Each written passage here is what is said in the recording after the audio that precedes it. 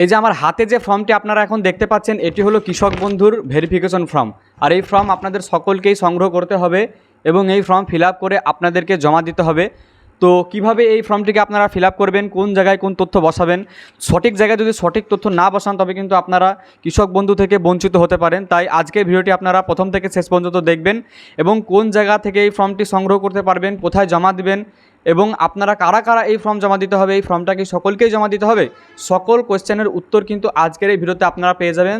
তাই আজকের ভিডিওটি আপনারা প্রথম থেকে শেষ পর্যন্ত একদম স্কিপ না করে দেখার চেষ্টা করবেন, তাহলে যে সমস্ত বিষয় যে সমস্ত তথ্য আজকের ভিডিওতে বলা হবে সমস্তটাই আপনারা বুঝতে পারবেন বা জানতে পারবেন।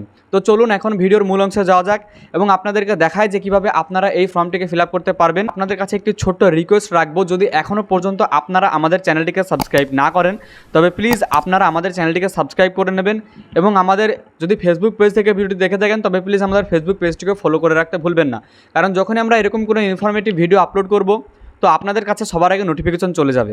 এই হচ্ছে সেই ফর্ম, আর এই ফর্ম আপনারা সংগ্রহ করার পরে দেখুন এইরকম কিছুটা ফর্ম আপনারা পাবেন।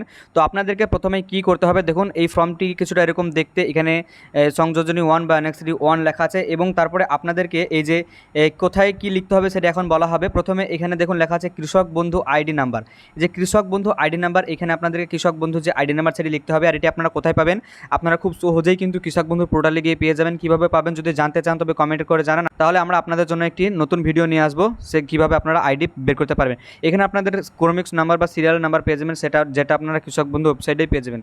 আর দেখুন এই পাশে একটি ঘর আছে, এই ঘরে আপনাদেরকে কিছু লিখতে হবে না, আপনাদেরকে জাস্ট এই ঘরগুলিকে পূরণ করতে হবে। আর এই ঘরে কিন্তু কিছু লিখতে হবে না, এই ঘরে যিনারা সরকারি আধিকারিক বা যিনি যাচাই করবেন তিনাকে কিন্তু এখানে টিক মারতে হবে, আপনাকে কিন্তু এই ঘরে কিছুই লিখতে হবে না। তো আপনাদেরকে যেগুলি করতে হবে সেগুলো আমি আপনাদেরকে এখন একে একে বলছি। তো দেখুন প্রথমে এখানে আপনাদের তথ্যের বিবরণ দেওয়া আছে, তথ্যের বিবরণ আপনাদের কী দিতে হবে, 1 নম্বরে কী আছে দেখুন, প্রথমে আছে সুবিধাভোগীর নাম, অর্থাৎ যিনি কৃষক বন্ধু বা যিনি কৃষক বন্ধু টাকা পেতেন তিনার নাম, পাসবইয়ে যে নাম আছে সেইখানে এইখানে লিখতে হবে, কিন্তু পাসবই অনুযায়ী নামটা এইখানে লিখে দিতে হবে।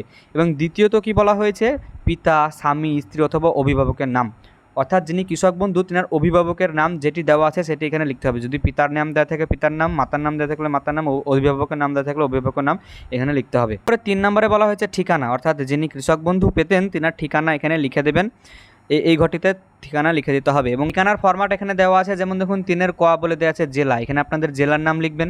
তারপরে দেওয়া আছে খ ব্লক, এখানে আপনাদের ব্লকের নাম লিখবেন। এবং তারপরে দেওয়া আছে 3 গ গ্রাম পঞ্চায়েত, এখানে আপনাদের গ্রাম পঞ্চায়েতের নাম লিখবেন। এবং মৌজা, এখানে আপনাদের মৌজার নাম লিখে দেবেন।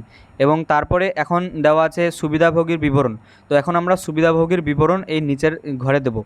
সুবিধাভোগীর বিবরণে কী দেওয়া আছে, প্রথমে দেখুন এখানে ব্যাংকের বিবরণ বা ব্যাংকের ডিটেলস দিতে হবে। যেমন দেখুন 4 নম্বরে দেওয়া আছে যে ব্যাংকের শাখার নাম, ব্যাংক ও ব্যাংকের শাখার নাম, এখানে আপনাদের ব্যাংকের নাম দিবেন এবং ব্যাংকটা যে শাখায় অবস্থিত সেই শাখার নাম দিবেন। তারপরে আপনাদের ব্যাংকের যে আইএফএসসি কোড সেটি এখানে দিতে হবে এবং তারপরে ব্যাংক অ্যাকাউন্ট নাম্বার এখানে দিবেন, তবে খেয়াল রাখবেন ব্যাংক অ্যাকাউন্ট নাম্বার একদম নির্ভুলভাবে দিবেন। তারপরে 5 নম্বরে দিতে হবে আপনাদেরকে আধার সংযুক্ত মোবাইল নাম্বার, অর্থাৎ আপনাদের যে আধার কার্ডের সঙ্গে যে মোবাইল নাম্বার সংযুক্ত আছে সেটি এখানে দিয়ে দেবেন। 6 নম্বরে আছে আধার নাম্বার, এখানে আপনাদের আধার নাম্বার দিয়ে দেবেন। তারপরে এখানে বলা আছে এপিক নাম্বার, অর্থাৎ আপনাদের ভোটার কার্ডের যে এপিক নাম্বার সেটি এখানে দিয়ে দেবেন।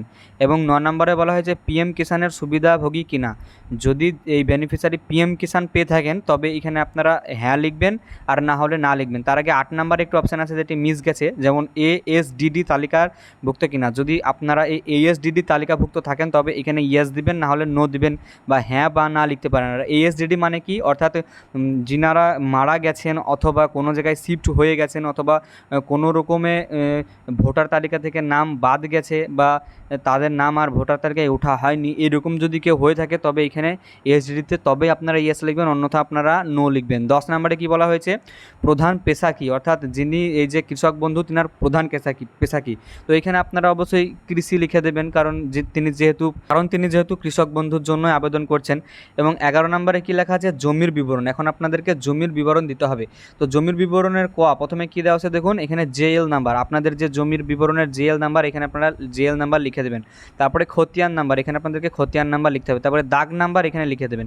তারপরে জমির পরিমাণ, আপনাদের যে জমির পরিমাণ সেটিকে প্রথমে একরে কনভার্ট করবেন এবং তারপরে এখানে লিখবেন কত একর হচ্ছে সেটা দেখবেন, তারপরে এখানে লিখবেন। এবং তারপরে বলা হয়েছে আরওআর এর তারিখ, অর্থাৎ আপনাদের আরওআর এর যে খতিয়ানের তারিখ সেটি এখানে আপনারা লিখে দেবেন। এবং তারপরে জমির দখলের ধরন, অর্থাৎ আপনারা জমিটা কিভাবে দখল করেছেন বা কীভাবে পেয়েছেন, এটা কি ক্রয় মানে কিনেছেন, নাকি উত্তরাধিকার সূত্রে পেয়েছেন, নাকি হস্তান্তরগত জমি, নাকি অন্যান্য হলে এখানে লিখে দেবেন। এখন 12 নম্বরে বলা হয়েছে আয়কর প্রদানকারী কি না, অর্থাৎ যদি যিনি এই কৃষক বন্ধু পান তিনি যদি কোনো রকম ইনকাম ট্যাক্স পে করে থাকেন বা আয়কর প্রদান করে থাকেন তবে এখানে ইয়েস লিখবেন, না হলে নো লিখবেন। আর এখন চলে এসেছি আমরা দ্বিতীয় নাম্বার পৃষ্ঠায়। তো এখানে দেখুন দ্বিতীয় নাম্বার পৃষ্ঠায় কী করতে হবে, আপনাদের স্বামী অথবা স্ত্রীর নাম লিখতে হবে। অর্থাৎ আবেদনকারী যদি একজন পুরুষ হয় তবে তেনার বিবরণ দিতে হবে, এবং যদি আবেদনকারী একজন স্ত্রী হয় তবে তেনার স্বামীর বিবরণ এখানে দিতে হবে। তো প্রথমে কি বলা আছে দেখুন 13 নম্বরে স্বামী বা স্ত্রীর নাম, যদি আবেদনকারী একজন পুরুষ হয় তবে তেনার স্ত্রীর নাম এখানে লিখে দেবেন, আর যদি আবেদনকারী একজন মহিলা হন তবে তার স্বামীর নাম এখানে লিখে দেবেন। তারপরে 14 নম্বরে কী বলা হয়েছে, ব্যাংকের বিবরণ। ব্যাংকের বিবরণ এখানে আপনাদেরকে দিতে হবে কি 14 নম্বর ক, দেখুন লেখা আছে ব্যাংক ও শাখার নাম, আগে যেমন ছিল এখানে ব্যাংকের নাম দেবেন এবং তারপরে ব্যাংকের যে শাখা সেই নামটি দেবেন। 14 নম্বরে কী বলা হয়েছে, 14 নম্বর খয়ে বলা হয়েছে আইএফএসসি কোড, এখানে আইএফএসসি কোডটা বসিয়ে দেবেন। 14 নম্বর গয়ে বলা হয়েছে ব্যাংকের অ্যাকাউন্ট নাম্বার, এখানে ব্যাংকের অ্যাকাউন্ট নাম্বারটা বসিয়ে দেবেন। এবং তারপরে আধার লিঙ্কেড মোবাইল নাম্বার, অর্থাৎ আধার সংযুক্ত মোবাইল নাম্বার এখানে বসিয়ে দেবেন। যিনি এই যে পাউস বা স্বামী বা স্ত্রী তেনার নাম এখানে তিনার কিন্তু এখানে আধার সংযুক্ত মোবাইল নাম্বার দেবেন। 16 নম্বরে বলা হয়েছে আধার নাম্বার, এখানে 16 নম্বরে আধার নাম্বারটা দিয়ে দেবেন। 17 নম্বরে এপিক নাম্বার, ভোটার কার্ডের যে নাম্বার এপিক নাম্বার সেটি দিয়ে দেবেন। 18 নম্বরে বলা হয়েছে কেবিএন অর্থাৎ কৃষক বন্ধু সুবিধা পান কি না, যদি পান তবে ইয়েসের ক্লিক করে, যদি পান তবে এখানে ইয়েস লিখবেন, যদি না পান তবে নো বা না লিখবেন। 19 নম্বরে বলা হয়েছে এএসডিডি তালিকার অন্তর্ভুক্ত কিনা, যদি এএসডিডি তালিকায় অন্তর্ভুক্ত হয় তবে আপনারা ইয়েস লিখবেন, না হলে নো লিখবেন।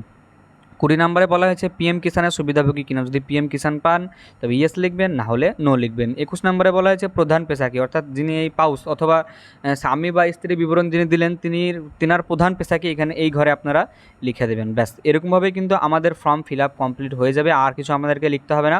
কিন্তু আর একটা গুরুত্বপূর্ণ বিষয় যেটি আমাদেরকে এখানে পড়তে হবে, অবশ্যই এটিকে আপনারা পড়বেন এবং পড়ার পরে এখানে আপনাদের সিগনেচার করতে হবে। তো কী লেখা আছে এখানে আমি আপনাদেরকে একবার পড়িয়ে শোনাচ্ছি।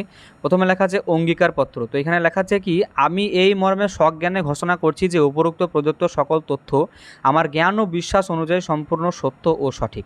পরবর্তীকালে কোনো যাচাইয়ে প্রদত্ত তথ্য মিথ্যা বা বিভ্রান্তিকর প্রমাণিত হলে প্রচলিত আইন ও বিধি অনুযায়ী সরকার আমার বিরুদ্ধে প্রয়োজনীয় আইনানুগ ব্যবস্থা গ্রহণ করতে পারবে এবং কৃষক বন্ধু নতুন প্রকল্প অথবা সরকারের অন্য কোনো অনুরূপ প্রকল্পে আমার প্রাপ্যতা বাতিল করা যেতে পারে। আমি আবারও ঘোষণা করছি যে আমার এবং আমার স্বামী স্ত্রী আধার নাম্বার উভয়ের পূর্ণ সম্মতিক্রমে প্রদান করা হয়েছে এবং সরকারি বিভিন্ন প্রকল্পের সুবিধা প্রদান ও প্রয়োজনীয় যাচাইকরণের উদ্দেশ্যে সরকার এই আধার সংক্রান্ত তথ্য ব্যবহার করতে পারেন। তো এই মতে যদি আপনারা অ্যাগ্রি হন বা সম্মত হন তবে এখানে আপনারা সিগনেচার করে দেবেন, ব্যাস আর কিছু আপনাদেরকে করতে হবে না। এর নিচে যে অপশানটি আছে এখানে কিছুই লিখতে হবে না, এখানে সরকারি যিনারা যাচাই করবে সেখানে কিন্তু আপনাদেরকে তিনারা লিখবেন এবং হয়তো এই অংশটুকু আপনাদেরকে ছিঁড়ে দিতে পারে, আপনারা এটিকে সংগ্রহ করে রাখবেন।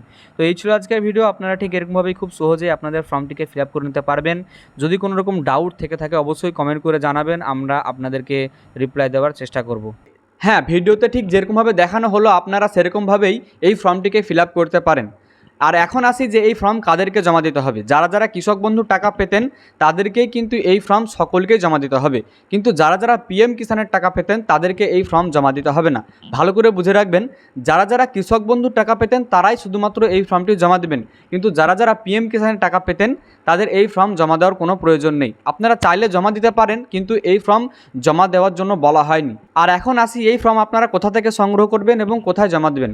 তো এই ফর্ম আপনারা খুব সহজে আপনাদের অনলাইনে দোকানে পেয়ে যাবেন বা প্রিন্ট আউট নিয়ে নিতে পারেন, বা আপনারা আপনাদের যে পঞ্চায়েত অফিস আছে সেখানে গিয়েও এই ফর্মটিকে সম্পূর্ণ বিনামূল্যে সংগ্রহ করতে পারেন।